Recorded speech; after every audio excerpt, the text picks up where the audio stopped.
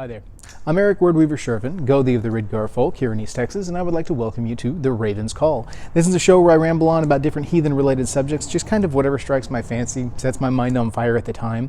Big UPG warning at the beginning of these episodes, like always. I'm just me. This channel reflects my views and the way that I see heathenry and the way that I work with the world and my worldview. It doesn't even necessarily reflect that of my tribe, but I do find that a lot of my tribe share common thought on a lot of the points. In generality, that's why we're tribe. But I do know that it varies heavily from the points of view that many of you have. I know this from experience and conversations, and I enjoy those conversations. They're a lot of fun and lead to some really awesome conversations. That being said, all my contact information is down below. Check it out. Email, link to my book, all that fun stuff. It's all down there. You guys know the deal. Contact me however you would like. I do have about 5 emails that are stacked up in my box right now that I need to reply to.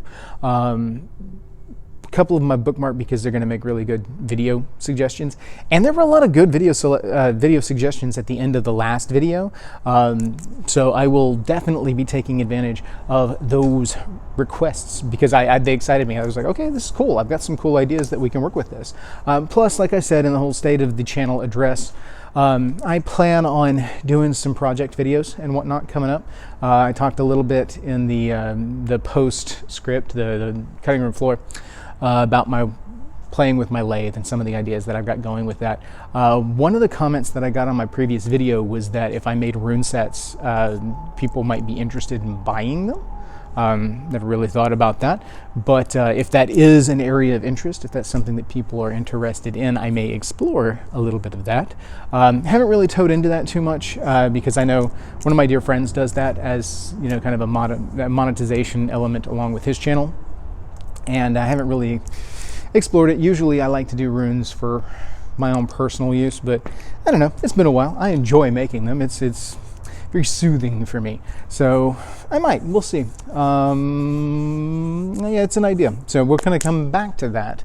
But if this wood lathe thing catches on and I get some of my wood burning stuff going again, I may end up doing like an Etsy shop or something like that and selling some of the stuff out of there.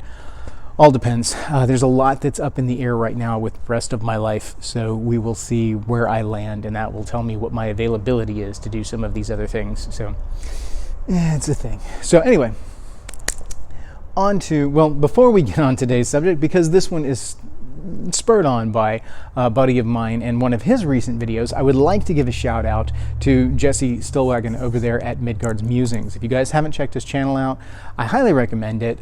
He is a down-to-earth guy, very similar to me in a lot of the ways that we approach things, but he's walked his own path and has his own point of view on things, and I really enjoy it. Was catching up on some of his videos earlier, and that actually gave me the idea for today's video. So shout out to Jesse. You guys need to go over and check out his channel. I need to start putting a link to that down in the comments. He gives me a shout out on his, so I felt like returning the favor. But yeah, Jesse's awesome. Most of you guys probably already subscribed to him because he's got like half again as many subscribers as I do. I think he's up to like 3,500 or something like that, and I'm still down in the 2,000s. So it's a thing. His videos are better produced. He takes more time on the production quality of it, and mine are, you know, more about content and less about production, though I would like to play with production a little bit more. I just don't really have the time to focus on production. I'm usually doing good to get a video in there, so we'll see. I don't know. Play with ideas and everything like that. We'll go. So on to today's actual subject, and that is going to be the subject of self-reliance with relation to Frith. Now, Jesse did a recent video, I think it was his last video of 2020, on the subject of anarchy within heathenry. If that's an interesting subject to you, go over and check the video out. Highly recommend it. It's well done, well thought out, and well put together. He and I share a viewpoint on this, but maybe some of the informing ideas behind it are a little different. And that's one of the things that spurred this idea of a conversation, because within the idea of anarchy, he gets onto this subject of self-reliance. And self-reliance was actually the one that kind of spurred the video in the first place. There was a comment made by one of his viewers about how, you know, self-reliance plays in with heathenry and everything.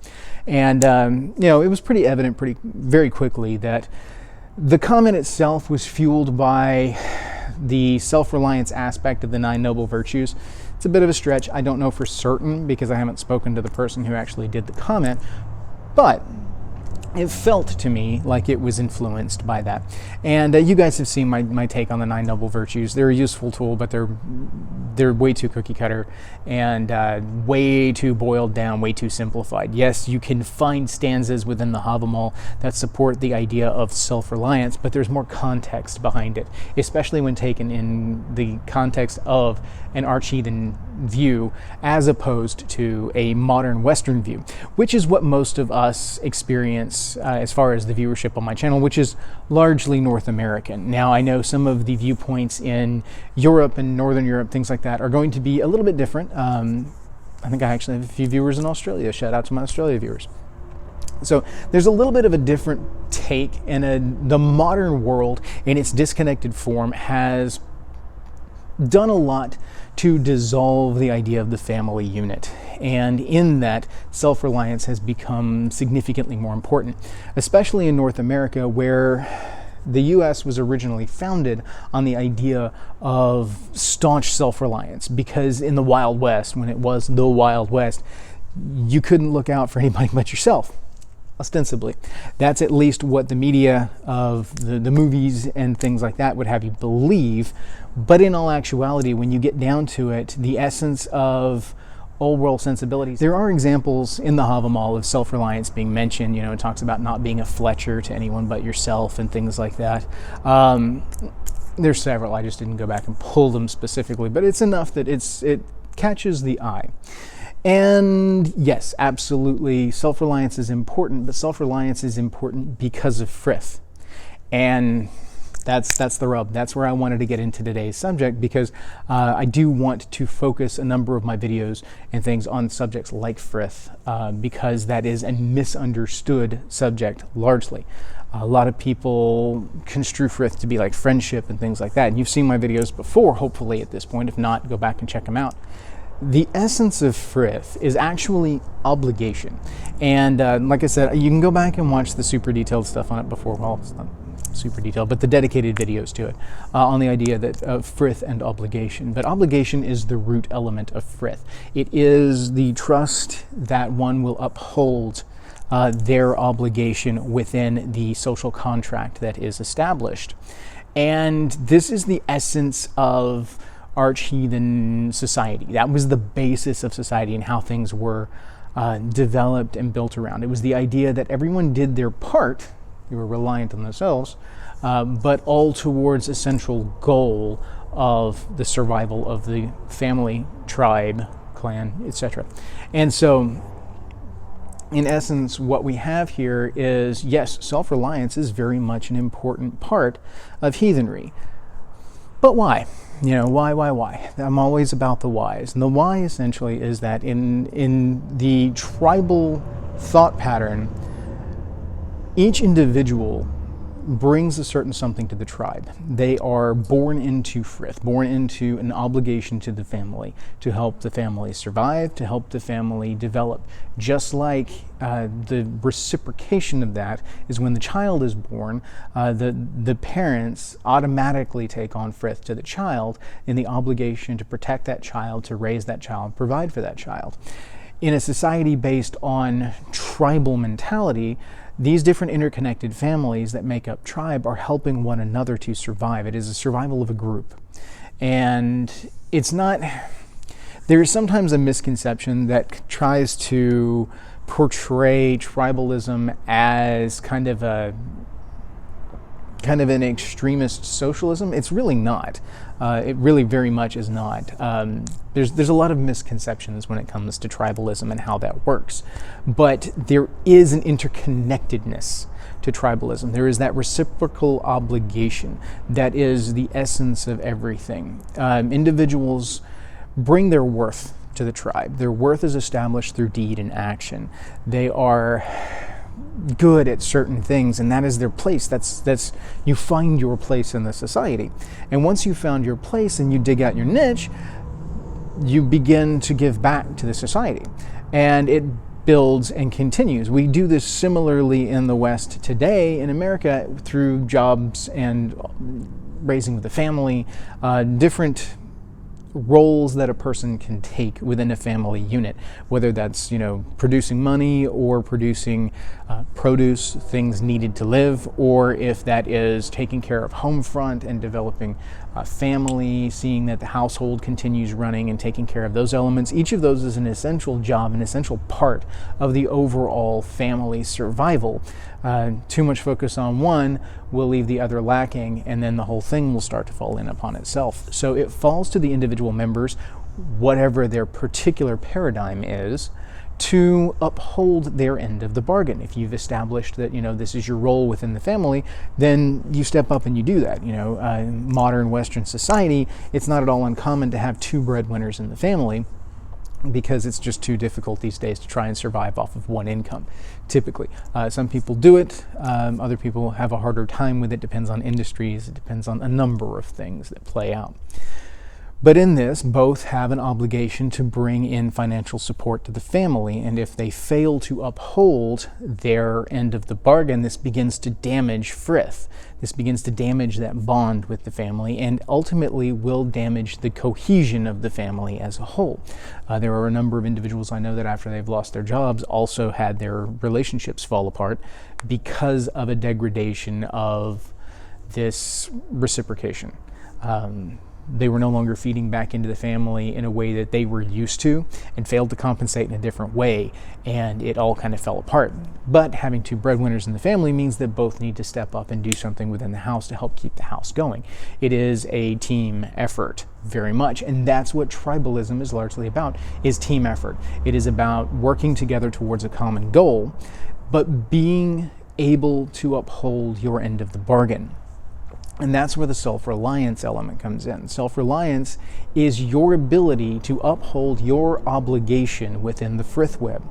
If you are constantly reliant on someone else, then you are not feeding back in the energies that are needed to establish and maintain Frith. I am going to come back, I promise guys, I'm going to come back and do the Frith Weaver episode. I've had a lot of interest in that when I dropped that particular tidbit. I am going to come back on the Frith Weaver episode in this coming year, hopefully. It's on my docket of things to cover, but I also have a number of viewer requests that I want to cover as well. So, in establishing this Frith web, you establish reciprocal obligations, right? We've covered all of that. And self-reliance is your ability to uphold your end of the bargain, okay? So, when a person comes in and is maybe no longer able to fulfill financial obligations because of a job falling through or something like that, well, then they can step up in other areas because the other person is probably going to have to step up a little bit to try and compensate for that. And so the other person can kind of compensate in a different way. Balance has to be maintained in some form or fashion for everything to work. And it's not like it's not a job. It is a desire. Frith is the desire to keep the balance, to keep the mechanisms working. And understanding that Frith will absorb a great deal. If a person's unable to fulfill their obligation on the end of Frith for a little while, that doesn't necessarily mean Frith is going to fall apart. If they completely abandon any attempt to fill that hole, to right that train, as it were, then yes, it will eventually fall apart because it becomes a drain on the other individual who is upholding their end of the bargain, only to have the other individual not. And this has changed heavily in the modern era, at least the perception of it has changed. The actual mechanics haven't changed. And that's the problem that I see in a lot of times, is that the modern perceptions do not understand Frith and reciprocal obligation, which is why I think largely family units have begun to fall apart. There's an overemphasis on self-reliance without the understanding context of reciprocal obligation. Without that obligation element, self-reliance then becomes almost rebellious in nature, and it is not playing as a team. Yes, you can be self-reliant on your own, but if you're trying to be part of a greater social structure, your self-reliance is your own capacity to fulfill whatever your role may be. I'm pretty vague on the specific roles there because it is vague. That's one of those things that, you have understood obligations within a family unit, within a tribe, within clan, and those obligations change. Like, my obligation to my family is very different than my obligation to my tribe. As a Gothi, my obligation to my tribe is to keep them right with the gods and goddesses and to facilitate the routine festivals that help us to, as a tribe, stay good with the tribe of the gods, to make sure that we are feeding back into that cycle, the gift cycle with the gods, and maintaining the luck of the tribe. My job is also to protect the luck of the tribe in as best I can, and also to help provide spiritual and overall guidance where is appropriate. But my obligation to my family is far different, because I am directly supporting my family, and that's both my hearth and my clan. My role to my hearth is far more integral, because I am one of the two people that can constitute my hearth, and so we each carry a certain amount of weight, and when one of us is unable to pick up the slack or fulfill our normal obligation, the other has to pick up the slack to compensate. In a larger family, there's a little bit more give and take across. You don't necessarily feel the weight as much on one singular individual, which is why families in the olden days tended to be larger, because you had more people to help absorb the weight of Frith. Now, they would not have phrased it like that. That wouldn't have been the verbal context that they gave to it. A bunch of kids help be able to work the farm more, right? Kind of idea. You get the idea that, having children was not just perpetuating the family line, but it was also helping to run the farm. It was helping to provide for the family, plus it was helping to protect the family line and spread the family line. So all of that kind of played in together as an obligation of the family, the parents, to the rest of the family to help procreate and extend the family, but it also helped the family itself strengthen their Frith web and better absorb those things. The idea behind Frith and marriage, as far as the reciprocal obligation goes, does play into some of those kind of political marriages that came about, because those were meant to be alliances that help strengthen the family, that help strengthen the clan, and an individual would enter into such an arrangement in order to do their part to help strengthen the clan. If it brought in money, if it brought in a large branch of the family that then would be able to assist in farming, that would branch out business stuff, that would help in arms, there's all kinds of things that it could play into. Read a bit, you'll be able to see how it plays out. But if you think about the context of Frith in that, and Frith as the obligation to not just the hearth, but also to the family, you will end up seeing some different ideologies behind why some of this may have occurred. And it's very interesting when you get into that, and you see that, some of these alliances were made in very good faith. They may have seemed like arranged marriages or something like that. And in essence, they may have been, or they may have seemed like political marriages. They were. But still, they were an upholding of Frith to the family.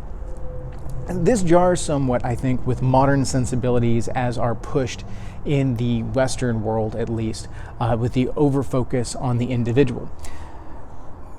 There's a lot of reasons for that go into the socio-political element of things. I will simply say that a group of individuals is easier to manipulate than a unified group. Do with that what you will. And there are some deeply psychological issues that occur when you isolate people sociologically, and then you supplement that with artificial tribe, and that gets very Machiavellian in nature by the time you're done. But yeah, there's some reasons for that have been perpetuated throughout modern society. Plus, there's just the generalized idea of an overfocus on the ego, an overfocus on self-reliance, this individualization, taken to an extreme, is what I should say. Because there is a normal amount of individualization that occurs within a family and tribe, clan. You're dealing with the sense of self, the sense of identity within a tribal entity. The tribal entity informs the individual, and the individual takes on their particular flavor with relation to the tribal entity itself. Each of my brothers is very different from myself, but when we get us together, you can tell we're all the Sjerven boys. We have a certain clan culture that we are all a part of. We are all a piece of this whole, but we are our own individuals within it. And the family business that I'm trying to help out with here is an excellent example of each of us trying to uphold our frith with relation to the family. There is, when the family business falls on hard times, we jump in and we try to help. There have been times where my brothers have worked for extended periods of time without a paycheck, just to help make things work.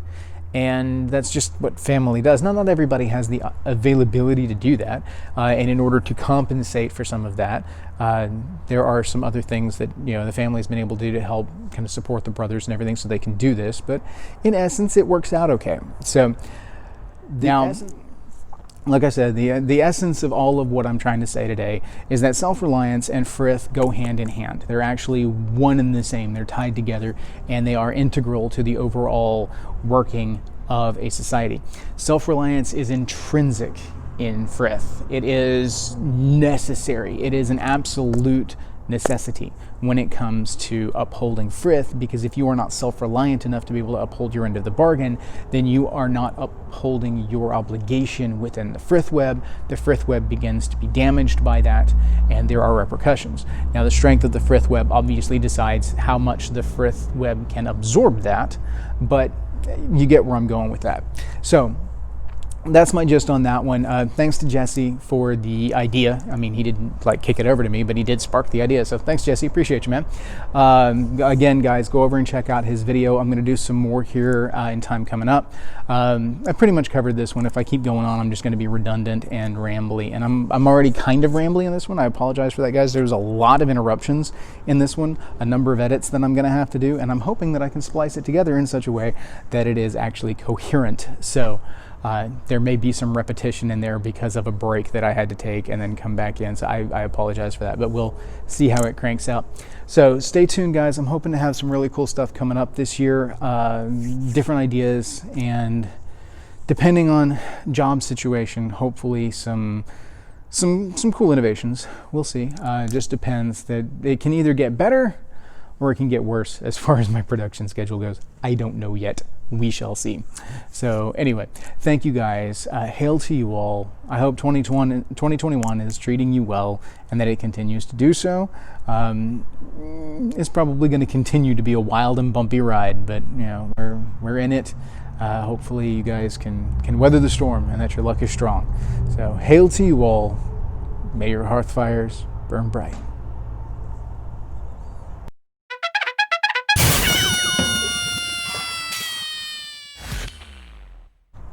All right, let's give this a shot.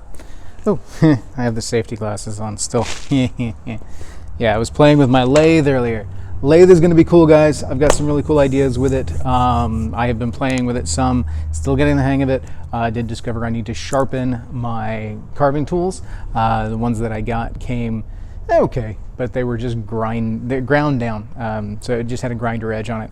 And if you do any carving, that's not sufficient for doing any kind of actual fine work. I'm just chunking stuff out of the wood as opposed to actually cutting and carving. So, fun stuff. So far I haven't really turned anything. I've just been dorking around with it, learning the techniques and everything, but I'm catching on quick. It's a fun process and I really, really enjoy it. So, I think we'll adjust the hair for this one. So, while I am fixing my hair, sort of, I am going to try and turn some bowls on it. We shall see. I actually have some ideas on how I might be able to use it to help me do... I've got wood shavings in my hair. Do some of my rune sets. I got a comment on one of my previous videos that people wanted to see that if I had done some rune sets, they would buy them. I'll talk about it at the top of the show. Not everybody watches the tail end, but if you've gotten here, I've probably already talked about it. I do intend to make some. Hell, wibbly wobbly, timey wimey. I've probably already talked about this, so never mind. That's what happens when I'm doing the intro, and I'm like, this really belongs on the top of the show. So yeah. So anyway, fun. Upcoming D&D game this month. I'm looking forward to it. We play about once a month right now. It's kind of adult D&D, and I'm really excited because dear old friend of mine, the guy who used to be a chieftain for our tribe, is joining the party, and I've already kind of got an idea on his character design and what he's looking to build, and it's going to be cool. It's going to be awesome. I'm enjoying the heck out of it. One of these days, I may, if I can get permission from my players, I may give a rundown on what their characters are, and not necessarily many of the details on their backstory because it's personal. You know, they enjoy that. But maybe, you know, just a little bit about what I've got going on there. But anyway, fun and games. Life is still trucking along. I'm doing what I can, when I can, and where I can. Things are developing at the shop. We're hoping to continue building in a good direction. I may have to look for something on the side to help make ends meet while we do this, but we'll see. I don't know. Fingers are crossed. I'm hoping. We'll find out. So anyway, I'll keep you guys updated on all of that. But yeah, I'm looking to maybe turn some... I've got an idea on how to help uniform some rune blanks that might turn out to be really pretty set, especially if I can make them out of something like cedar. It depends on if I can get the right wood. I keep looking over at my lathe because I'm like, lathe, I want to play. But I'm looking at that. I'm also looking at maybe doing some goblets, which would be cool, useful in ritual, very useful. Maybe some ladles, if I can figure out a good kind of deal there. Yeah, I've got some cool ideas. It just depends. And bowls, of course, is my primary goal. That's what I really want to learn how to make. I can't make big bowls on my lathe. It doesn't have the clearance to make a big bowl. I'm thinking maybe I'll be lucky if I can get an 8-inch bowl out of it. I really would like to make, you know, big bowls, but I'll have to wait until I can get a bigger lathe to do that. But for a learning lathe, this is going to be awesome. I'm excited, rocking along. Other than that, things are things. So let's go ahead and jump into the episode today, and let's see where it goes. All right, we're live in 3, 2, 1. Let's jam. Cut that. Man, edits today. I hate doing edits. All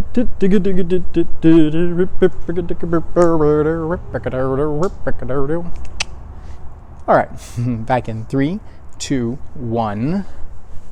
Let's jam. All right, back. Interruptions. Editing this thing is going to be a nightmare.